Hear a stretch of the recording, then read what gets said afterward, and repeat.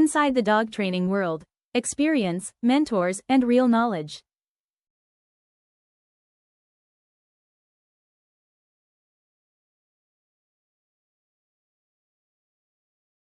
Hi Kenny, how are you? Thank you for taking your time to be with us here today. I'm well. How are you doing? I really appreciate that you're taking your time. I know you're very busy. Anyway, hi Tashi, my girls. I want to talk to you about something that I think it's very important nowadays.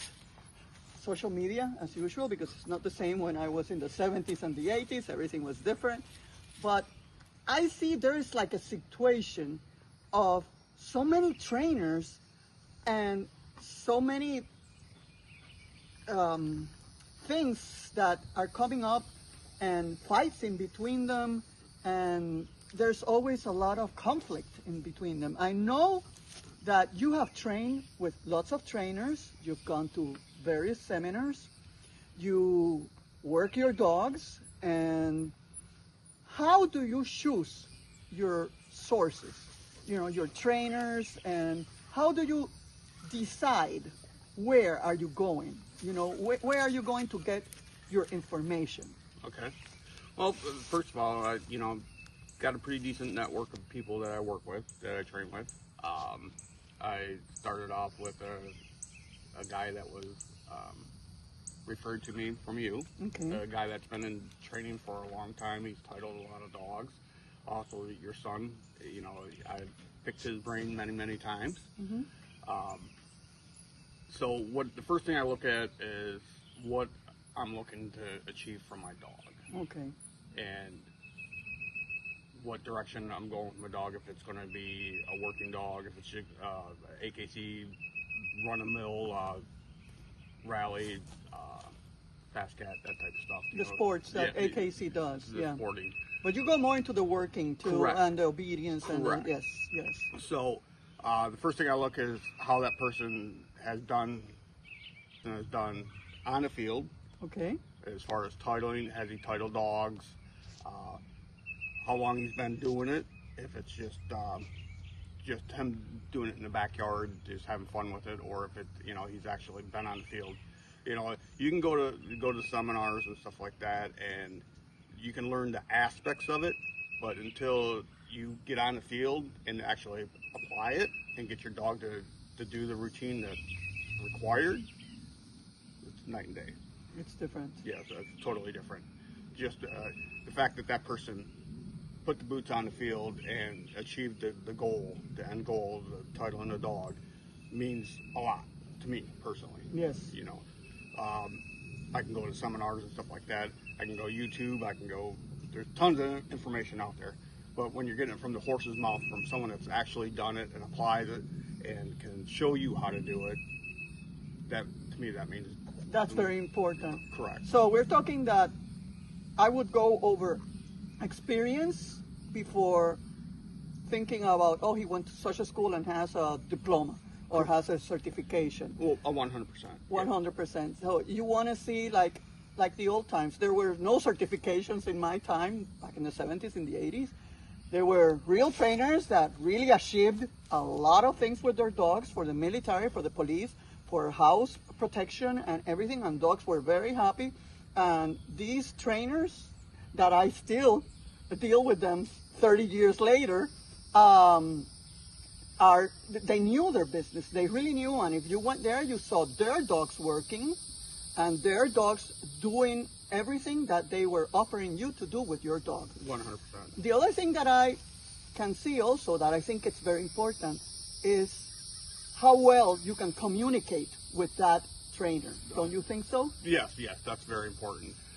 You've got to have the same mindset, identical mindset and stuff like that. You can be different in procedures of how you get there, but it's got to be a workability. It's not just me, my dog. It's me, my dog, and my mentor, my trainer, and stuff like that. So we all got to mesh together. You have to mesh together.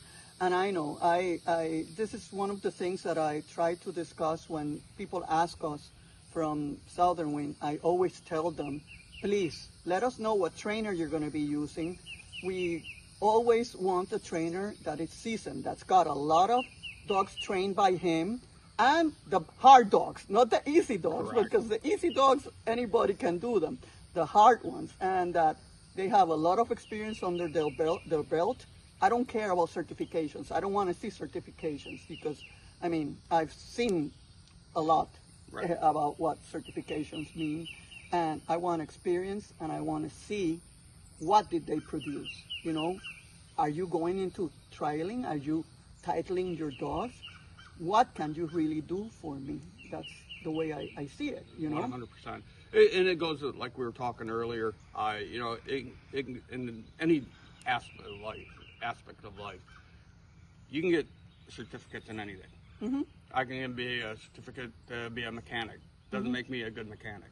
Definitely. I can be a certificate to roofing, like I do personally. You know, roofing. You can get certified to be a roofer and stuff like that. Doesn't make you a good roofer. Mm-hmm. Mm-hmm. And same thing with dog trainers. You know, there's a lot of trainers out there just because they got the certificate and stuff like that.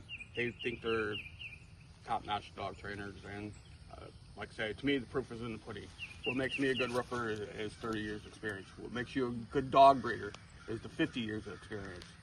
Yes, it takes a while. And also, I say that creativity, because sometimes I remember when I used to train, I would use this technique that I learned, and then I said, oh, this is not working with this dog. So I had to rebuild everything, and I say, okay, this is what works. It happened with the horses too. My trainer was also like that. If the horse came to a point where he didn't want to jump anymore, he would tell me, Ceci, we need to go track back and 100%. start from scratch. And let's do this, and then let him rest for a month, and then let's start again. So he always had some creativity. So I see that on the good trainers. Oh, 100%. They don't stick to only this that I learned. No. How's that dog? Can I read that dog? Why is he avoiding this? Or how much pressure can I use? And that's where you can see really if the trainer it's really gonna achieve. 100%. See? Yep. So basically that's And I think you hit the nail on the head. It's being able to read the dog. That's the main thing. Whoever your trainer is, your mentor is, that person needs knowledge of dogs, all different dogs, different. the dog sense, like I said, the dog sense. Exactly. Yes. You know, they can read a dog. Okay, acting a little funny here. Let's throttle back. What did we change in the picture? What's different here? Yes. Why isn't it not the end goal meeting? Okay, we gotta go back to this step and then work our way back up. Okay. Well, thank you very much. We are really pleased to have him here today. I know he's been doing a lot of work with his dogs and goes to very good trainers all around. And I think this is just an advice, educational part of our usual videos that we do for our clients. Thank you. Thank you, Ceci. If you value real experience and honest conversations about dogs and training, subscribe to the channel. There's a lot more coming.